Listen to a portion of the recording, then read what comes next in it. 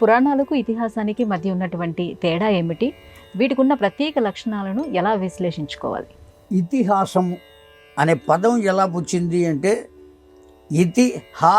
Awesome ఇతిహాసం అని వచ్చింది. ఇదిగో ఇప్పుడు ఈ విధంగా జరిగింది అని చెప్పబడేటువంటిది ఇతిహాసం.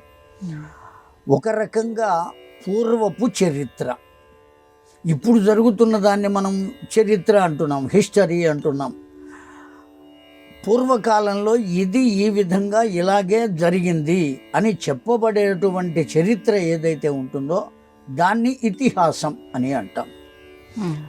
పూర్వకాలాల్లో కృత త్రేత ద్వాపర యుగాలలో జరిగినటువంటి చరిత్రలు వాటికి ఇతిహాసం అని అంటాం. పురాణము అని అంటే ఆ ఇతిహాసమును ఆధారంగా తీసుకుని రచించినటువంటి కవులు అనేక రకాలుగా వర్ణనలు చేశారు. అనేక రకాలైనటువంటి లోక ధర్మాలను ఆయా చరిత్రలను ఆధారంగా చేసుకుని మనకు బోధించారు. కనుక ధర్మబోధన కోసం ఇతిహాసాన్ని వినియోగించుకున్న గ్రంథాలు పురాణములుగా వచ్చినాయి.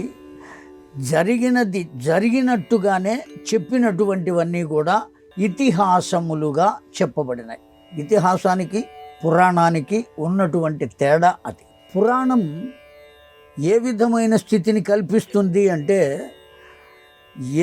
దాని యందు భక్తిని కల్పిస్తుంది. పురాణవం ఇది పురాణం. ఎన్నిసార్లు చదివినప్పటికీ కూడా క్రొత్తదిగానే తోస్తుంది. ఆ 24వ మహాయుగంలో జరిగినటువంటి రామాయణం ఇప్పటికీ మనం చదువుతూనే ఉన్నాం. కేవలం మనమే ఎన్నోసార్లు చదివి ఉంటాం ఆ రామాయణాన్ని. ఎట్లా చదువుతున్నాం? ఒకసారి చదివాం కదా, ఒక నవల తీసుకుని అది చదివితే మళ్ళీ రెండోసారి దాన్ని చదవం. ఒక కథను ఏదో చందమామలో ఉన్న కథను చదివితే మళ్ళీ రెండోసారి చదవం. కానీ రామాయణం కానీ భారతం కానీ వాయుపురాణం కానీ అగ్ని పురాణం కానీ ఇటువంటి పురాణాలన్నీ ఎన్నిసార్లు చదివినా మళ్ళీ మళ్ళీ చదవాలి అని అనిపించేటువంటి స్థితిని పొంది ఉంటుంది అది. అందువల్ల పురాణవం ఇది పురాణం, ఎప్పటికీ క్రొత్తదిగా కనబడేటువంటిది.